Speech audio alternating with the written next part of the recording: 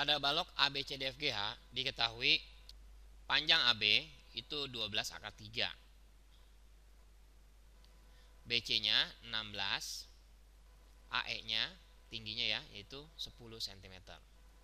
Titik P terletak pada AB. Jadi kita buat P-nya, katanya perbandingannya AP banding PB 1:2. Berarti AP itu lebih pendek daripada PB ya. Jadi kita buat di sini nih. Ini P. Jika besar sudut yang dibentuk oleh BDHF, jadi kita buat dulu BDHF-nya. Jadi B ke D dihubungin garisnya, H sama F dihubungin, jadi kita punya BDHF. Nah, katanya sudut yang dibentuk antara BDHF dengan PDH. Berarti kita buat lagi ya, P, D sama H ya. Jadi P ke D kita hubungin, kita misalnya kita ganti warnanya, P ke D sama sini ya. Jadi PDH tuh. Nah, kayak gitu. Nah, ini warnanya udah ya, sama aja ya, warnanya pink semua. Nah, sekarang kalau udah kelihatan kayak begini, nah sudutnya kita cari yang mana itu ya. Kita lihat gambar kayak gini deh ya. Misalnya kita punya kayak tirai gitu tuh ya, atau kayak buku dah gitu ya. Nih.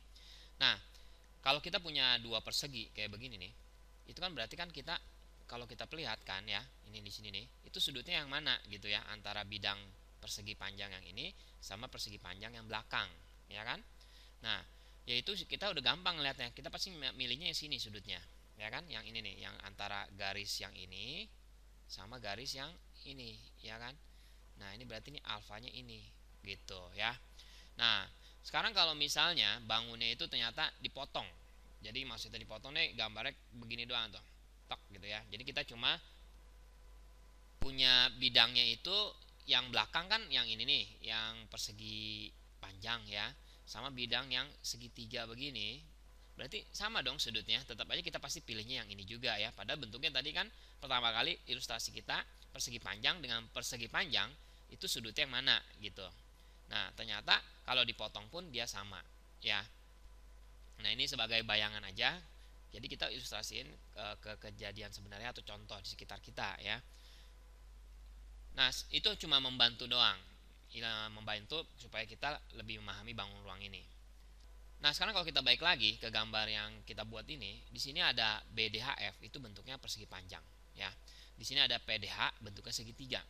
Tapi sebenarnya bentuk ini kan sebenarnya bentuknya adalah dari ini juga, ya kan? Tuh, ya. Jadi kayak bentuk persegi panjang juga. Nah, pasti kita kalau ngeliat kayak gini, kayak ibaratnya kayak buku dibuka, ya. Itu pasti kita tahu sudutnya antara bidang sebelah kiri sama sebelah kanan itu yang ini, alfanya, sudutnya, ya kan? Nah, ini juga sama. Jadi kita jawabannya itu sudutnya yang ini yang ditanya, ya. Nah, kita akan cari kosinusnya. Gimana cara nyarinya? Kita cari rusuk-rusuknya dulu nih. Kalau misalnya panjang PB, kita bisa cari panjang PB itu karena kita udah tahu perbandingannya ya. Dari soal itu PB AP banding PB 1:2.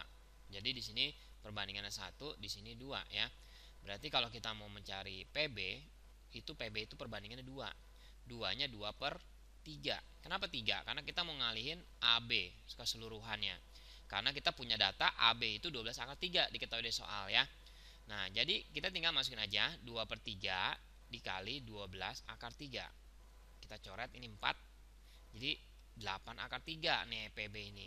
Nah, jadi kita tahu nih PB ini 8 akar 3 ya. Nah, gimana nyari BD? BD itu dia diagonal ini, diagonal sisi dari balok ya. Caranya kita pakai Pitagoras nyari BD. Kalau diagonal sisi dari kubus kita tinggal rusuk akar 2 ya. Tapi kalau balok kan ukurannya berbeda panjang sama lebarnya. Nah, jadi gimana nih nyarinya? Kalau mau nyari BD, kita ini kan pasti siku-siku ya. Nah, berarti kan apa? AB kuadrat ditambah AD kuadrat. Jadi akar dari AB-nya itu 12 akar 3 kuadrat ditambah AD-nya adalah lebarnya ya, BC 16 kuadrat. Akar 12 akar 3 kita kita kuadratin, nilainya adalah 432 ditambah 16 kuadrat itu 256 ya. Nah, berarti kita jumlahin akar 688. Kalau kita sederhanain, jawabannya itu 4 akar 43 ya. Nah, udah kita punya nih BD. Terus begitu kita cari yang belum kita cari yaitu PD. Ya, bisa kita cari PD.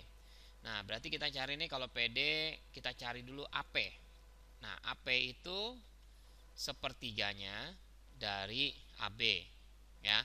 Atau karena kita tahu PB-nya udah ketahuan 8 akar 3 ya. Sedangkan AP-nya itu berarti 4 akar 3 dong. Karena totalnya itu kan harus 12 akar 3 ya kan AB ini. Jadi AP-nya 4 akar 3. Jadi kita cari nih Pitagoras lagi nyari PD. Nah, nyari PD itu akar dari AP kuadrat yaitu 4 akar 3 kuadrat ya dengan AD kuadrat. AD-nya itu 16 kuadrat. Nah, berarti kita hitung 48 ditambah 256. Jadi sama dengan akar 304. Entah kita sederhanain yaitu nilainya 4 akar 19. Nah, berarti kita punya nih lengkap segitiga ini ya. Nah, kita gimana nyari sudutnya? Kita bisa pakai rumus kosinus ya. Gimana rumus kosinus? Jadi kalau kita mau nyari PB kuadrat depan sudut ini ya biasanya ya, PB kuadrat nih itu sama dengan sisi sudutnya yang diapit oleh PD sama BD ya. Kita tulis PD sama DP sama aja ya. DP kuadrat ditambah DB kuadrat min 2 dikali DP kali DB kali cos alfa. Datanya kita udah dapat nih, PB itu 8 akar 3. Berarti kan 8 akar 3 kuadrat.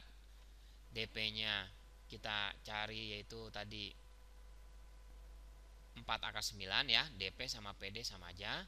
Jadi 4 akar 19 kuadrat ditambah DB atau BD itu 4 akar 3, 4 akar 43 kuadrat min 2 dikali 4 akar 19 dikali 4 akar 43 dikali cos alfa.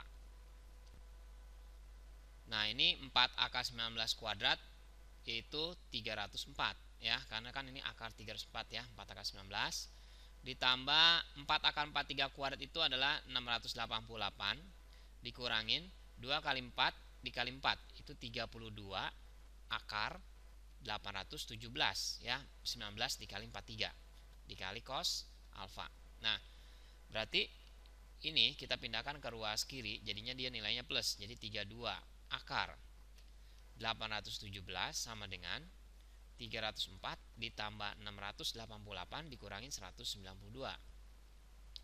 Jadinya 32 akar 817 itu sama dengan 800.